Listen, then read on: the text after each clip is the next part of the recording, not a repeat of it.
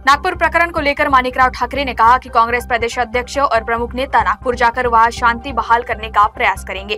उन्होंने जनता से भी शांति रखने की अपील की है। आणि काँग्रेस प्रांताध्यक्षांनी काही प्रमुखांना नागपूरला जाऊन त्या ठिकाणी शांतता प्रस्थापित करण्याच्या संदर्भामध्ये जनतेलाही आवाहन करावं आणि या ठिकाणी 4-5 दिवसापासून सातत्यानं काँग्रेसचे नेते प्रांताध्यक्ष लक्ष ठेवून आहेत की या ठिकाणच्या काय घटना घडल्या, कशा पद्धतीनं आणि त्याबद्दलची सुद्धा माहिती त्यांच्याकडे आहे, आमच्या सर्वांकडे आहे। पण प्रत्यक्षपणे जाऊन आपण नागपूरला त्या ठिकाणी शांतता प्रस्थापित करण्याच्या दृष्टिकोनातून सर्वांना आवाहन करावं आणि या ठिकाणी खरी जे आज शासन म्हणताय की त्यामध्ये कट आहे तर शासनावर एक सोयी जातं की शासनाने शोधून काढण्याचा आतापर्यंत का प्रयत्न केला।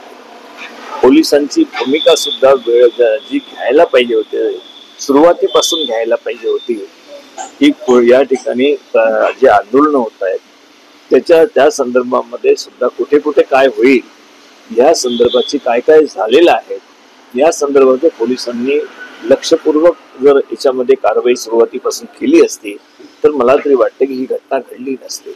म्हणून शासनाचं हे फेलीवर आहे असं माझं स्पष्ट मत आहे की शेवटी जी घटना घडतात त्यामध्ये कुठेतरी त्याला पार्श्वभूमी असेल, घटना घडेपर्यंत आपण का थांबलात, तिथे का तुमचा फोर्स गेला, का तुम्हाला आतमध्ये काय होणार हे माहिती तुम्ही मिळवली नाही, तो पूर्णपणे शासन म्हणून फेलीवर झालेला आहे या सगळ्या घटनेमध्ये।